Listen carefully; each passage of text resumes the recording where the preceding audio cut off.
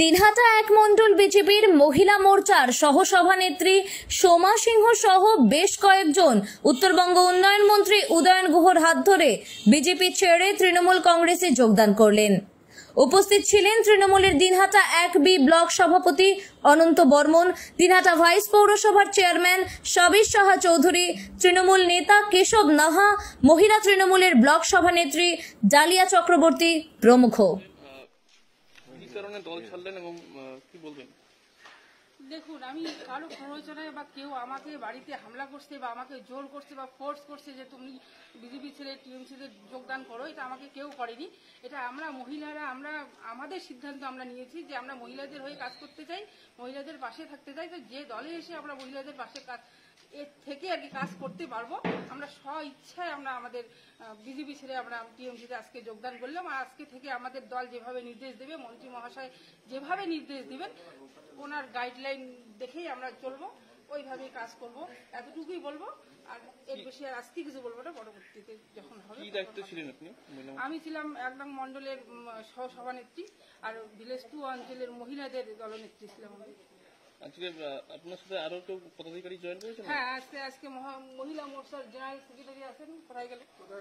এই যে ইনি হচ্ছেন মহিলা মোর্চার 1 নম্বর মন্ডলের জেনারেল সেক্রেটারি, আর একজন আছেন সেক্রেটারি আছেন, ইনি মহিলা মোর্চার।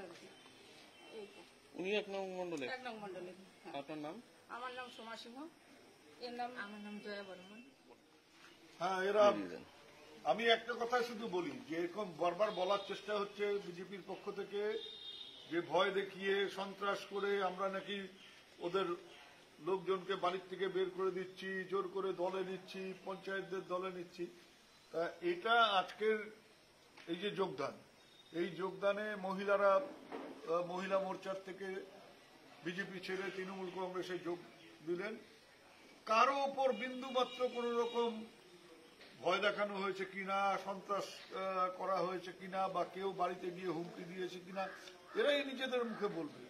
এরা স্বেচ্ছায় বিজেপি ছেড়ে বিজেপির এই কাণ্ড দেখে নেতারা সিকিউরিটি নিয়ে বাড়ি বসে থাকছেন, আর কর্মীরা তারা অসহায় বোধ করছেন। কেউ কোথাও কিছু বলেনি, কিন্তু মানসিকভাবে তারা দুর্বল হয়ে গেছেন।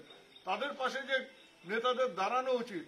আজকে শুভেন্দু অধিকারী বড় বড় লেকচার মেরে কুচবিহার থেকে চলে গেলেন। তো একবারও তো কোনো কর্মীর বাড়িতে গিয়ে খোঁজ নেননি যে তোমরা কেমন আছো, কি আছে তোমার।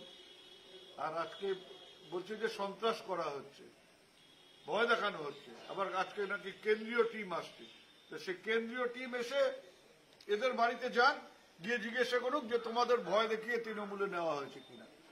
তা প্রত্যেকদিন ওদের নেতারা যখন আসছে তখন কিছু কিছু করে লোক, প্রচুর লোক লাইন দিয়ে আছে, আমরা সবাইকে নিচ্ছিও না।